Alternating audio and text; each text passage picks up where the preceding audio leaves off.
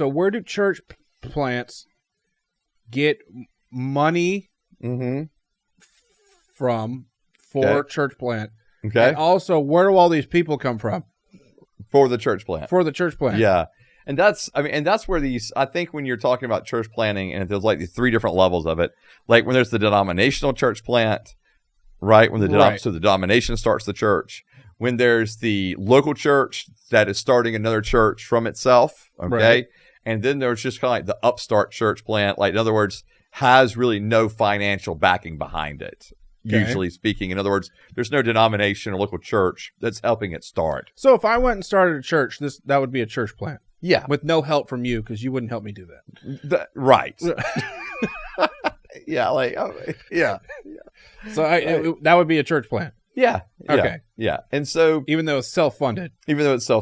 Yeah. And that's where, I know some people would go, well, that's not really a church plant. That's just a church startup. Some people may say it that way. And so like, I get it. There's different people are going to look at it from different perspectives. Okay. So, but yeah, so the churches that are planted, like, so when I was in theology school, I was approached by a denomination to plant a church. Okay. And so the denomination. Which denomination? We'll leave it unspoken. So, all right. So a denomination. Why? Well, okay, fine. Was it the Satanic Church? No, it was the Satanic Church. Okay. Yeah. So it was a normal Christian one? It was a normal Christian. It was a mainline denomination. Okay. All right. It was a mainline denomination. All right. So the mainline denomination approached me and said, hey, we're interested in you planting a church. So I started actually meeting with the head guy of the conference for the denomination. He was like overseeing all the new church plants. Okay. And so like what they would do is they would actually purchase you land, build a building, and provide financial resources for you for your first several years, including paying your salary and covering your benefits up front.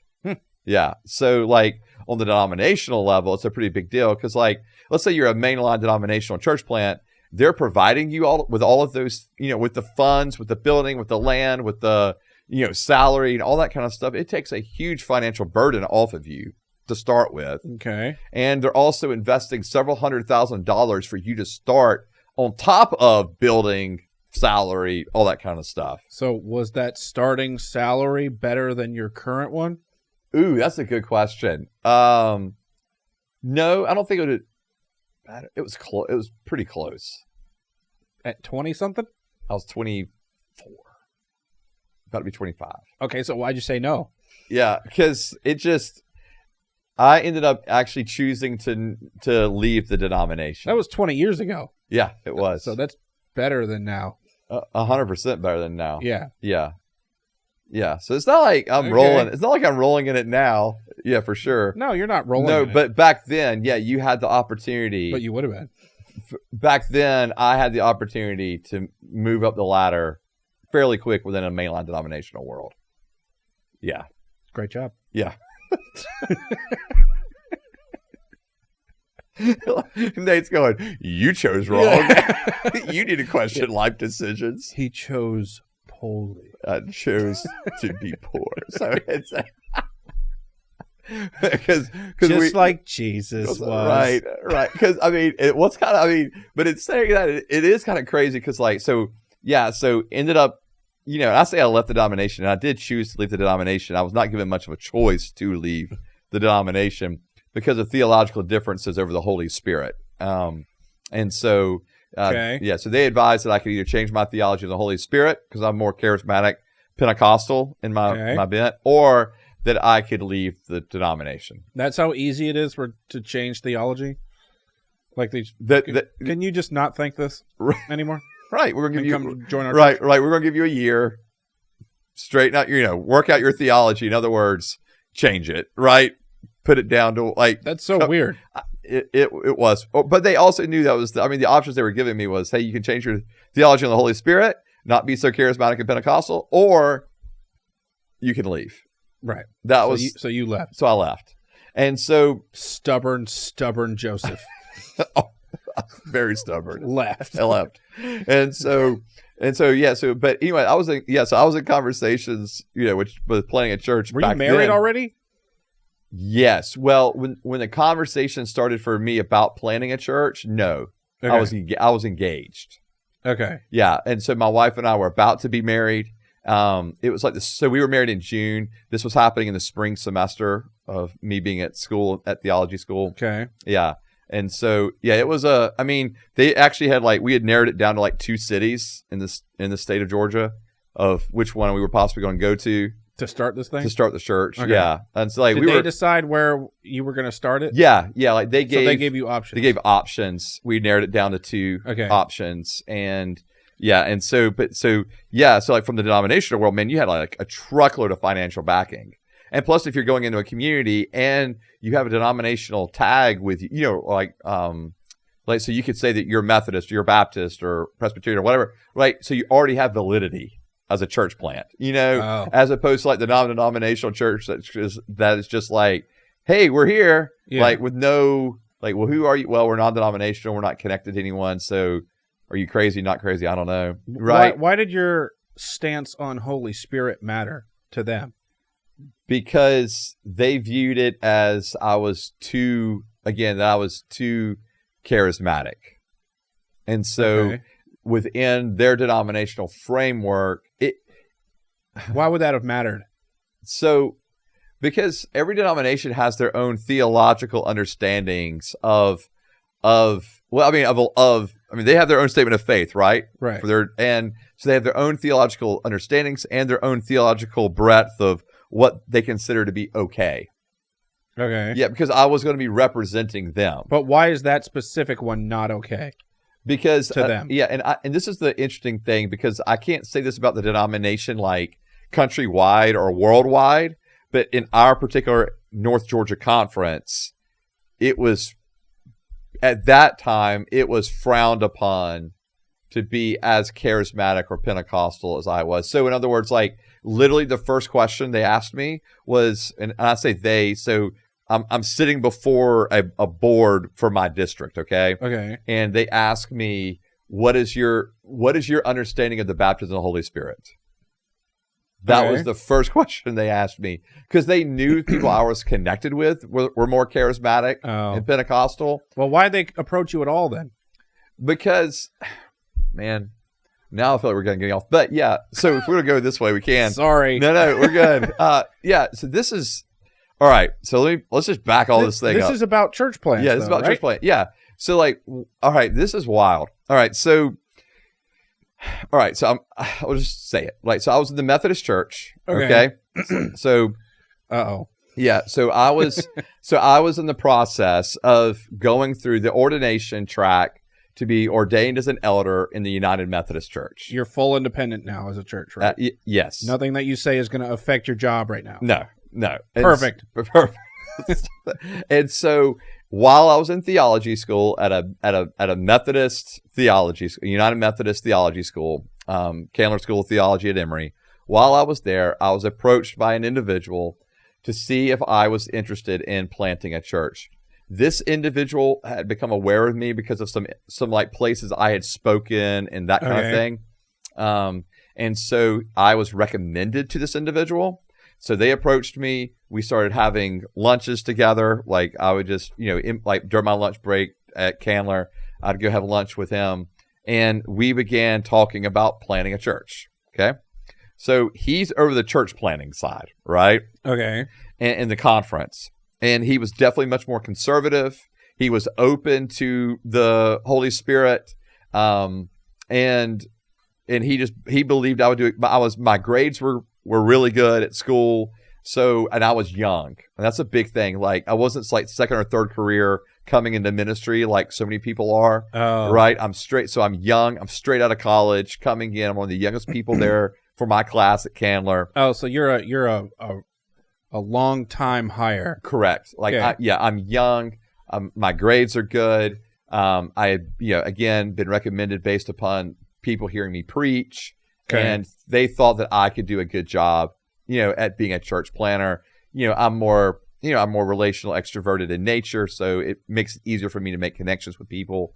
And so, anyways, they thought all of that equated to Joseph being a good church planner. Okay, and yes, you're right, because I was so young, we could invest on the front end, Right. but we've got them for the next, 50 years, 40 years, whatever, And so all that made sense.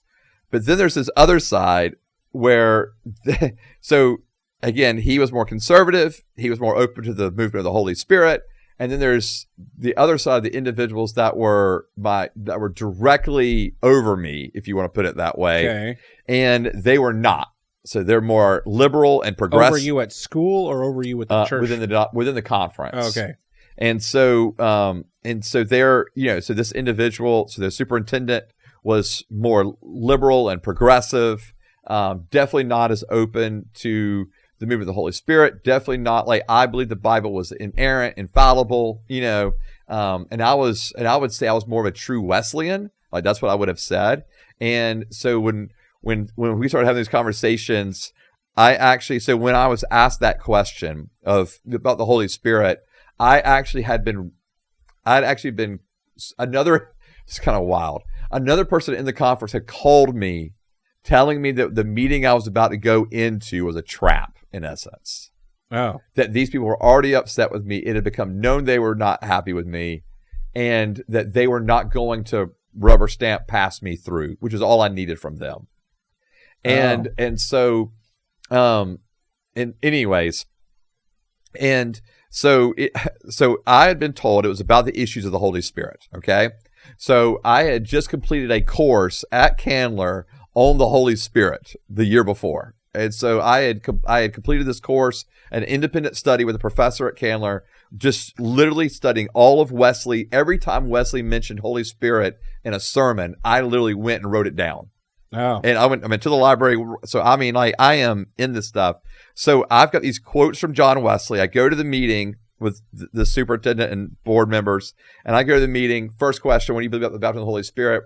I explain my answer. Oh, and you just went on for 30 minutes about every single time. Well, no, but what I didn't do every time, but I gave my answer, and then I said, and John Wesley said, and I quoted chapter and verse from John Wesley, the founder of Methodist denomination, quoted him, and the superintendent looked right at me and said, well, what does John Wesley have to do with Methodism today? Okay. And I said, I guess not much. And we continued on for, I don't know, an hour. Pointless. Yeah, they send me out, bring me back in. That's when they gave me the two options. We'll give you a year to work out your theology of the Holy Spirit, or you can leave. Okay. I left. And so in so doing, left the idea of planting a church from, I don't get why this issue matters so much. Some of it was the issue, okay, but then I think some of it was just a personal part for this individual. Like you just this individual, I think, just didn't care a lot for me. Oh, okay. Probably because I represented a conservative evangelical viewpoint. Were the signs of the split that the Methodism did? Oh yeah, it was there already there. Correct. And so they knew that you were going to be on the other side of them. Yeah, and so yes, in a nutshell. Okay. And it's there was already conversations about the UMC splitting at that point. Right. So this is early 2000s. And they knew you'd be on the other side. Mm-hmm. Okay. Yeah, so this is like 2004. Okay. Yeah. And so yes, it was already being discussed. It was already reaching what they call committee levels, subcommittee levels at the general conference. This conversation of the kind of conservatives clashing with the progressives, and yeah, that eventually led up to the split. But yes, that's how I was viewed from this individual, and she did have the power to say yes or no to me. And so this individual over here, even though they're a high position in the conference, couldn't overrule this. Right. And, they needed this individual to, pass me through. Well, you could have lied. You know what's crazy is, so after that happened. And had a huge, huge, but a big church that could have split off. I know. So right? Yeah, but yeah, and it's 100%. And so like, here's what's crazy is so like I was, so after that happened, I actually had another opportunity to meet with another superintendent. Okay. Like change districts, go meet with this person, maybe we'll rubber stamp you in a year. Right. And then, continue on. Right. But, and so I had an individual that did tell me that. They were like, just tell them what they want to hear. Like, and they were one of the individuals that I had become associated with that wasn't really thought fondly of. Okay. And so they were like, just throw me under the bus. Tell them you hate me. They were like, they were because they just wanted me to get in the denomination. Right. So that you could split with them later. I don't think there was that much thought at that juncture. Okay. I think at that juncture, there was still enough individuals that thought we could still quote unquote save the denomination from having to. So they wanted you to come help save it. Yeah. Okay. And so, but it's like I told them, I was like, I can't start my ministry on the lie on the back of a lie. Like I can't do that. I just cannot. And so even in good conscience, when I met with the next person, like everything was actually going pretty good. Like they were like, all right, hey, well, you're going to probably need to come be at this church as a student pastor for a year. And then, in our district, then I can rubber stamp you. And then we can kind of start moving you along. And like, we were it's like, okay. And then at the end of the meeting, the individual is like, now, how did you end up at the church you're at now? And I initially was like, well, I knew a family member of the pastor and da-da-da-da. And that was true. Yeah. But, and then they were like, oh, okay. Well, I thought it was because of your relationship with this other minister who the pastor I was serving under was a friend of. I thought it was because of that person. And he looked at me and said, and I hate that person. Really? That's what he told me. Yeah. And I was like, okay, no, this is not all right. Like, I was like, no, I love that. I hate him too. No, I mean, really? That's what the other person wanted me to say, And I was like, no, that's like not okay. Like this individual's had a major impact on my life. Like, I love this individual. I worked with him for a year. Like, no. So why didn't you and that guy go start a church? Well, the United, not the Methodist Church. The non-United, former United, whatever. Ununited. We ununited this thing. And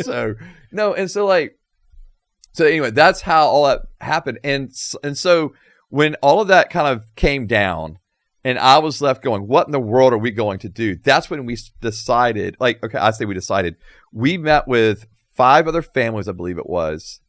And after Christmas, it was December of 2004, we met with like 5 other families and we asked them, hey, what is your counsel for us? Like, we know we cannot stay in the denomination. Yeah. We know we've got to leave. What is and at the end of the day, they were like, we can't really tell you what to do, Joseph. New MC. They were like, we can't really tell you what to do, Joseph. They were like, hey, but would you be willing to do a Bible study on Sunday nights with a group of us? And, and I was like, okay, sure. And they were like, okay, cool. That will at least give you something to do that will, and it'll give us a place to gather and meet. I was like, okay, cool. So we did. And like the first night went from potentially being the UMC's Pope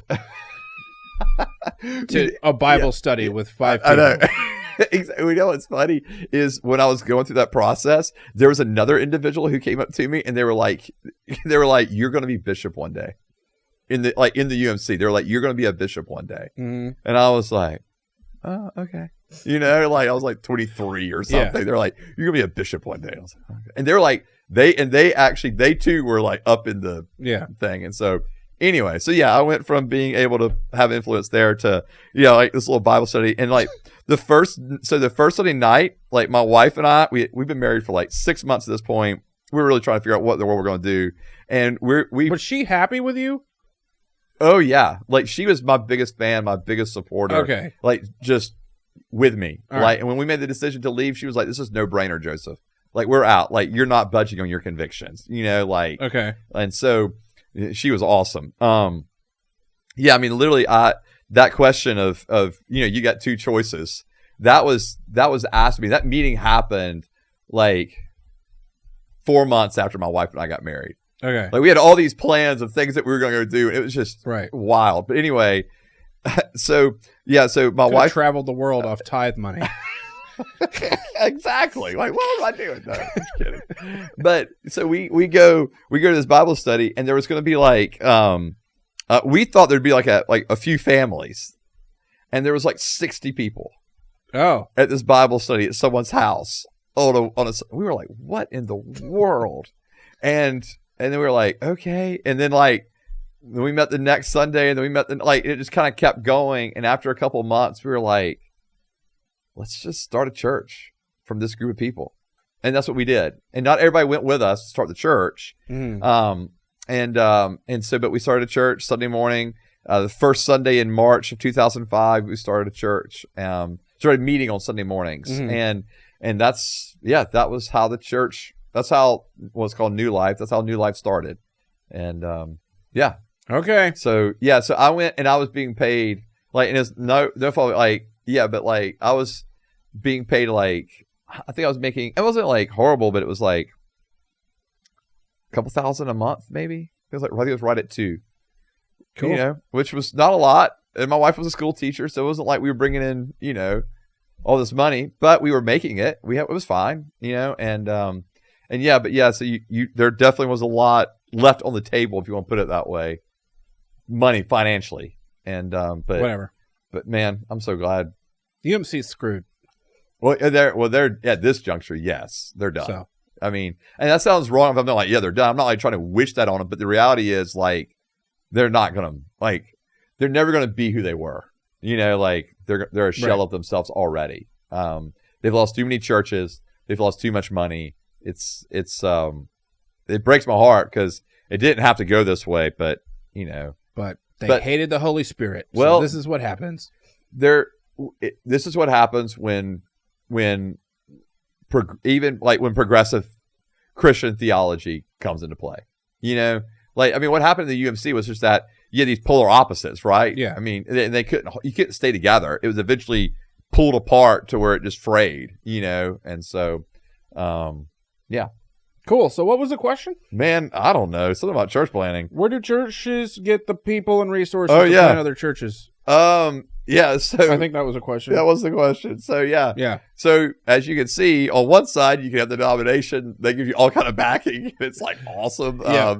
And then right. And then there's the other extreme side of like what we did. We just had a group of people that were like, we're for you. We want to be part of this ministry. When we're for each other, we want to be part of this church family. And so I think, we started with like, 25 people, somewhere around there, and yeah, that was how, so without any finances or backing, and we started meeting in homes. We were literally just on Sunday mornings, we were just rotating homes of people's homes we were meeting in. And then as we grew, that started limiting the homes we could actually meet in because space wise. And because we needed space for all of us to meet, plus space for the kids to be. And then eventually that's what caused us to move into a school where we were paying $500 a month to be at the school. Cool. Yeah. And to have access there on Sunday mornings. And so just using their cafeteria. And that's where we started meeting there. And so anyway, that's kind of the progression. So yeah, so we started it with but I say no financial backing, but like I was very thankful because we had people who were givers, like the people that started with us were givers. And so because of that, it did allow us to continue to grow, but we didn't have a truckload of overhead either, which was really cool. Even someone donated a whole sound system to us. Like they donated a whole trailer worth of sound. So like we had sound system when we moved into this, cafeteria. We didn't have to pay for any of that stuff. So we were really blessed all along the way. But yeah, it's a pretty big difference between that and hundreds of thousands of dollars and here's your land and here's your building and those kind of things. But, and then I think somewhere in the middle of that is like when a local church, they decide to plant from within.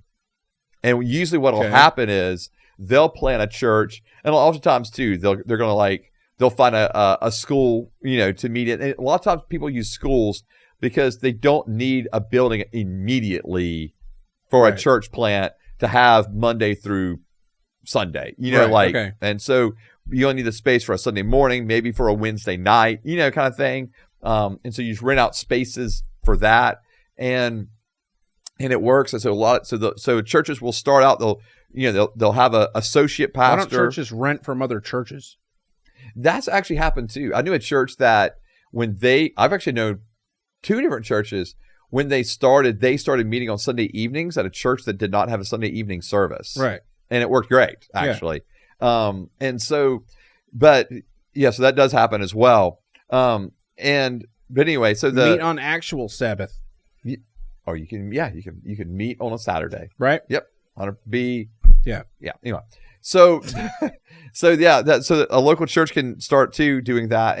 What generally will happen is they'll like identify an individual, usually an associate pastor on their staff. Right. And they'll say, hey, we're going to send you out to plant a church. Okay. Okay. And so so that individual is, trained, prepared, and then they'll ask individuals from the congregation to go with that pastor and to start the church. Yeah. Who don't we like? Who doesn't pay a lot? We cut from the bottom. Yeah. Usually what they'll do is they'll just sit up front and say, hey, this individual's going to be planning a church at this time frame. We would like to start having meetings for those who would possibly be interested in planning a church with them. Mm-hmm. And that's where it'll start. Like kind of open-ended, invitation. People come, hear the vision, the mission of the church, what they're going to be doing, that kind of thing. And then you get people on board, and it depends on the size of the church. Some of these church plants are huge, right? Like some of the church plants are like, they may start out with 200 people from jump. Oh. Yeah, because I think that's what I'm used to and what I would think of a church plant. Okay. Like have you been part of church plants?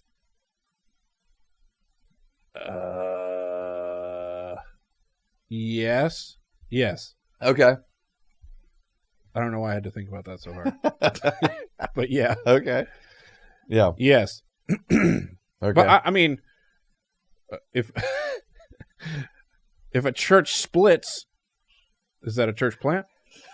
I see what you're saying. If a church splits and then some money goes to the split people, is that a church plant? I mean, it's just an angry church plant. I guess they're technically planning a church. Yeah, right? They're starting a new church. Yeah. So yeah, I know. So we're literally picking all the people we don't like. Right. Literally, all y'all go that way to go to a different place. Here's some money. Yeah, get out. Man, that's tough. That's tough. I hate when that happens. That's not a cool church plant. That's a split. That's not fun. But anyway, so I think that. Yeah, so there are churches, again, when they start with a couple hundred people, so you already have a really solid base of people to go with. But I have been around like the church of like 500 people where they send 100 people to somewhere else to start a south version of the church or an east version. Right. We're the same thing east. And then the pastor sometimes will shoot his live stream over to the other church and they'll just watch it on the TVs. Yes. Instead of have an actual pastor some of the times. And that has become such a thing in the last 20 years, really. You know, where you have it's interesting because they'll call them satellite campuses, so they're church plants in a way, but because they'll have their own campus pastor and that kind of thing. But and sometimes they'll have their own worship team, but it's the speaker, the preacher that you're going to hear from that's going to be the same at all the different satellite locations. Yeah, and the whole time you're like, did he pre-record this? Is he actually at any one of these places? Right. Is he anywhere right now? I feel like we heard this one last year.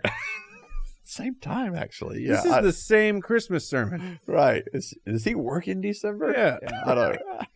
But no, but go check his Instagram. He's on the beach somewhere. Drinking, like, oops. You can't post that. Oh shit.